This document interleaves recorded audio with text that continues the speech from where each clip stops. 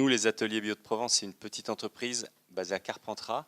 On fabrique des produits biologiques depuis 30 ans. Moi, j'ai repris personnellement l'entreprise depuis 12 ans. Et on est en très forte croissance. On est passé dans les 12 dernières années d'une trentaine de tonnes transformées à 800 tonnes. On emploie maintenant une bonne trentaine de salariés. Le truc date un peu. Bon voilà, la croissance de l'entreprise, création en 85, donc on a toujours travaillé uniquement des produits bio, donc en 85 c'était pas encore la mode comme actuellement, c'était une démarche très alternative à l'époque, de pionnier.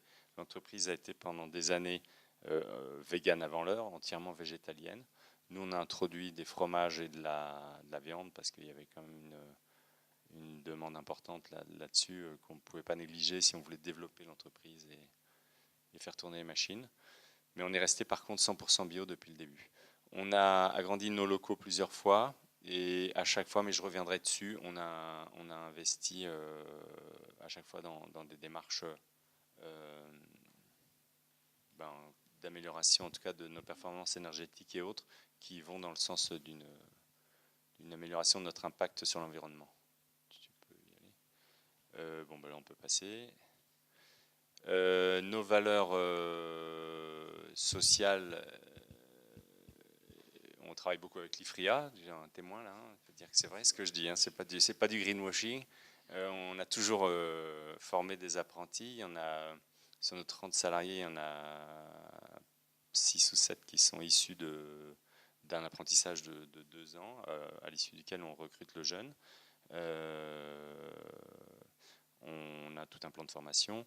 Bon, économique, de toute façon, c'est assez simple. On essaye d'avoir des rapports avec nos fournisseurs qui soient justes et on a quand même travaillé beaucoup à mettre en ligne notre production pour diminuer le coût de transformation des produits bio, puisque c'est effectivement un des freins majeurs à leur consommation. Et je reviendrai tout à l'heure sur ce slide environnemental. Bon, les circuits de vente, chez nous, c'est notre 40% à notre marque Coquelicot Provence, que je vous incite vivement à acheter et goûter. Et donc ça, c'est notre marque historique. On vend ça dans les réseaux Bio, Biocoop, Satori, etc. Et après, on a développé d'autres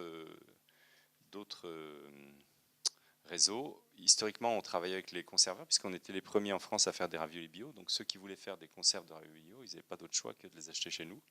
Maintenant, il y a d'autres qui s'y sont mis, mais du coup, on avait des gros containers. Enfin, on livre en sac de 5 kilos. Et on a été frappé aux portes des cantines, qui est surtout la RHF, donc la restauration en foyer, surtout la restauration scolaire, qui est en très fort développement chez nous, notamment depuis le Grenelle de l'environnement. Et maintenant, il va y avoir une seconde lame avec la loi qui va imposer aux cantines de faire 50%, soit en bio, soit en local. Et ensuite, on travaille un petit peu avec les grandes et moyennes surfaces. J'expliquerai peut-être, si j'y pense, comment on travaille, puisque là, on optimise la logistique avec d'autres petits faiseurs bio, la logistique et l'approche commerciale pour massifier un peu nos transports. Bon, politique R&D, tout ça, on va passer. C'est pas une entreprise qui innove. Bah oui, on innove. Vous goûterez tout à l'heure le premier ravioli bio, bolognaise, pardon, 100% vegan, à base de soja bio issu du sud-est, transformé par l'entreprise Solia, qui est une scope alimentaire sur le plateau de Sceaux. Tu peux y aller. On a toujours été engagé, donc je reviendrai sur l'aspect environnemental, mais j'ai toujours eu des activités syndicales. Je suis adhérent du SINABio, donc le syndicat des transformateurs bio, et j'ai adhéré dès que j'ai pris l'entreprise à ce qu'on appelle maintenant Food in Provence, et petit à petit me voilà président du CRIT. On a une grosse démarche RSE, donc qui maintenant est accompagnée par un dispositif qui s'appelle CEDRE. Et puis on travaille avec diverses associations, notamment Manger Bio Local, c'est l'idéal qu'on avait vu. Tu peux rappeler. Tu peux bouger. Bon, ça c'est une présentation. Depuis 2 ans, on essaie de sortir un peu la tête de l'eau et de communiquer, notamment via on est dans des journaux type Sans Transition, enfin des gens qui sont dans l'idée du changement de mode de vie, du changement de mode de consommation. Et voilà, et nous allons vers un nouveau site en juin 2019, qui est presque en construction, on a eu le permis de construire récemment, qui lui intégrera énormément de données environnementales. Voilà, donc si je reviens sur le... Bon, tu peux laisser comme ça. Sur le sujet, ce que j'avais envie de dire, moi, c'est que l'impact environnemental de l'alimentation, puisque c'était le thème, hein, il y a évidemment la production agricole, donc on a parlé de la bio, etc., je ne reviendrai pas dessus. Nous, on intervient au niveau de la transformation agricole, et après, il y a la distribution et le consommateur final. Je reviendrai évidemment sur la transformation agricole, mais au niveau de la production agricole, il y a évidemment... Pardon? Oui, personne ne m'entend. Et depuis le début, personne ne m'entend? Parce qu'il fallait me le dire. Sinon... Si, c'est bon. Normalement, c'est moi qui suis intimidé, hein, c'est moi tout seul, vous êtes tous ensemble, vous avez pu me le dire. Bon, donc, non, après nous, donc, il y a la distribution. La distribution qui génère aussi beaucoup de déchets et, enfin, je veux dire, les axes qui doivent être travaillés par la distribution, c'est évidemment les déchets, puisque si vous allez dans l'arrière-cour d'un supermarché, vous allez voir tout ce qui est béné, c'est très impressionnant, et l'optimisation des transports logistiques, qui n'est pas toujours enfin, notamment dans nos réseaux bio, puisqu'on parle, si vous souhaitez, dans les bio, on massifie pas toujours, puisque c'est des petits magasins, etc. On massifie moins que Lidl ou Aldi. Donc ce plan-là, on n'est pas meilleur qu'eux, puisque c'est des camions complets. Donc ça, c'est des choses que les distributeurs doivent prendre en charge, mais de fait, ils le font, comme je vous disais, de plus en plus logiquement, puisque c'est économiquement intéressant de faire ça. Donc c'est là où l'écologie rejoint l'économie. Et ensuite, je voulais juste dire que ça ne se termine pas là, puisqu'il y a le consommateur,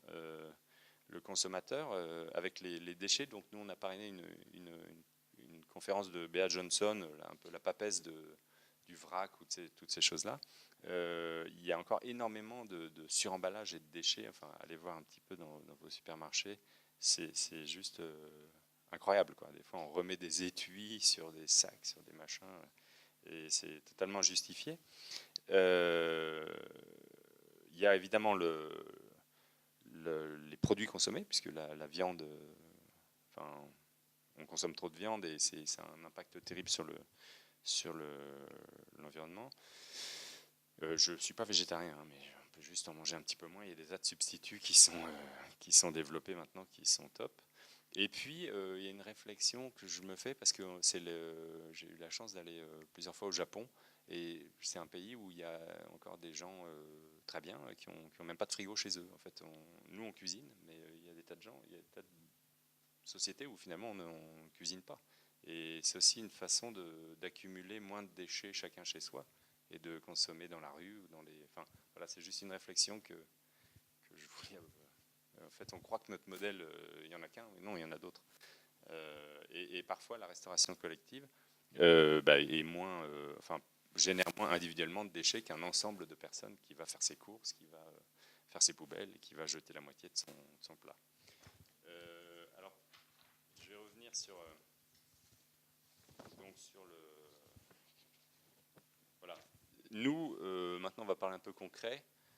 Donc, grâce au CRIT et à d'autres choses, on a travaillé dans un premier temps sur les consommations d'énergie, puisque une petite entreprise n'optimise pas toujours tout. On n'a parfois pas l'argent pour avoir des locaux isolés, par exemple. On travaillait beaucoup avec des sources de chaleur électriques. Le jour où on est passé à une chaudière vapeur avec le gaz de ville, c'est un impact. Enfin, je veux dire, tout ça, c'est des choses très concrètes et immédiates.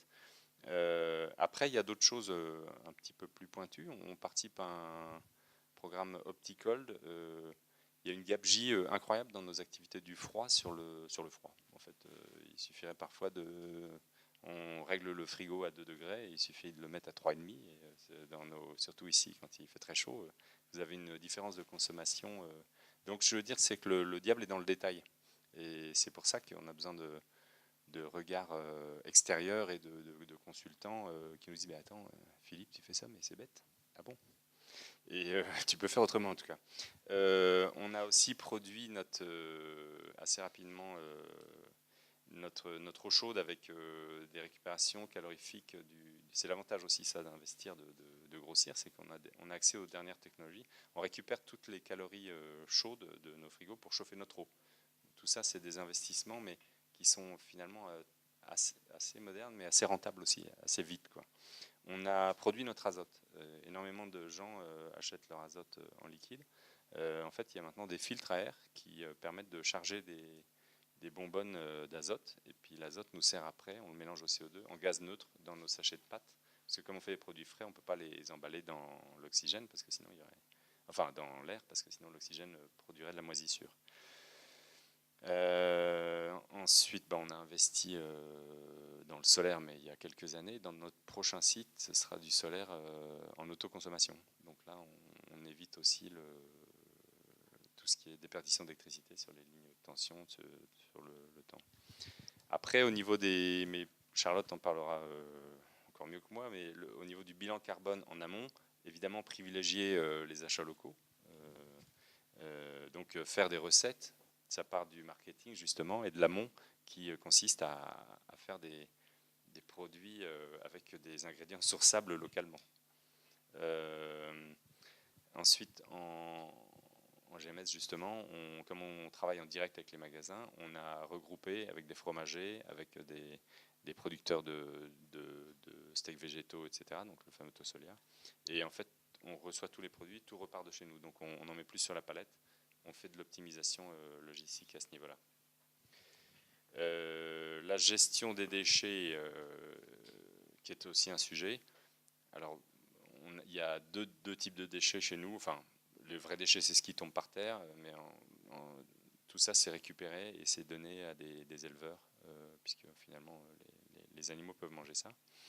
Et ensuite, on a pas mal d'invendus, beaucoup plus que dans la conserve ou les produits longs, parce que il se peut que sur une production, on se soit un peu emballé.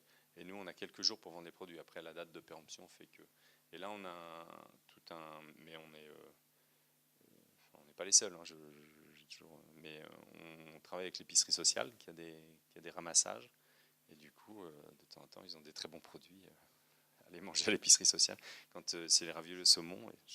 Je suis toujours... Merde, ça parle à l'épicerie sociale, ça. Enfin bref. Et quand même un compte d'exploitation à gérer. Et voilà. Et puis je terminerai juste sur le suremballage, puisque on a fait le choix nous de travailler avec des emballages souples, contrairement à des barquettes. Et là, c'est exactement la même chose que l'histoire des amandes, c'est que on en met plus dans un carton. Le carton est plus petit, donc on met plus de carton sur une palette, on met plus, et puis à la fin, on se retrouve comme ça.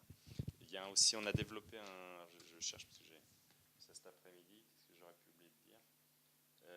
C'est que oui, on a par exemple développé aussi pour les cantines des produits, on ne faisait pas, mais des produits surgelés. Puisque le surgelé, c'est aussi une façon de conserver le produit frais, finalement. Puisque les cantines, on s'est aperçu que quand ils commandaient 50 kg, 100 kg, 200 kg, ils ne savaient pas forcément le nombre d'élèves qu'ils allaient avoir, et en frais, ils jetaient. En surgelé, ils conservent ce qui n'a pas été sorti. Et donc, ça resserre dans le prochain service ou des choses comme ça.